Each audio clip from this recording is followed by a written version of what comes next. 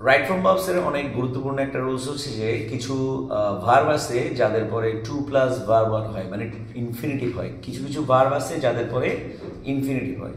So এই ভার্বগুলো যদি কোনো একটা স্টুডেন্ট ধারাবাহিকভাবে রেগুলার প্র্যাকটিস করে এবং মুখস্থ করতে পারে, তাহলে এগুলো ইউনিভার্সিটিতে অ্যাডমিশন টেস্টে ভুল করা যাবে না।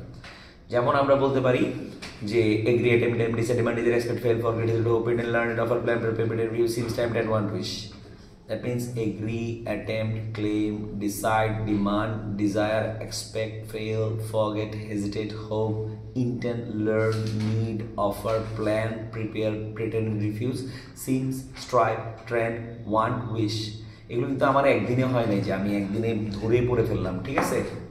এগুলোর জন্য আমাকে রেগুলার প্র্যাকটিস করতে হয়েছে, ঠিক আছে? যেই যে আমি 10 বছর 15 বছর ইউনিভার্সিটির স্টুডেন্টগুলো পড়াচ্ছি, অ্যাডমিশন টেস্টের ব্যাচের স্টুডেন্টগুলো পড়াচ্ছি, ওদেরকে পড়াইতে আমার এগুলো মুখস্থ হয়ে গেছে। স্টুডেন্ট লাইফে হয়তো বা কিছু মুখস্থ ছিল, বাকিগুলো এমনি হয়ে গেছে, ঠিক আছে? সো আমি আবার বলি যে agree, attempt, decide, demand, desire, expect, fail, forget, hesitate, hope, learn, offer, plan, prepare, review, series, time, want, wish. এদের পরে কিন্তু 2 প্লাস ভার্ব হয়। যেমন I agreed to go, I decided to sell, এরকম করে 2 প্লাস ভার্ব মানে infinitive হয়। তার মানে যেই সকল ভার্বগুলোর পরে ইনফিনিটিভ হয়, এই ভার্বগুলো মুখস্থ করলে কিন্তু একটা স্টুডেন্ট এই ইনফিনিটিভ রুলসটা ক্লিয়ার করতে পারে। ধন্যবাদ।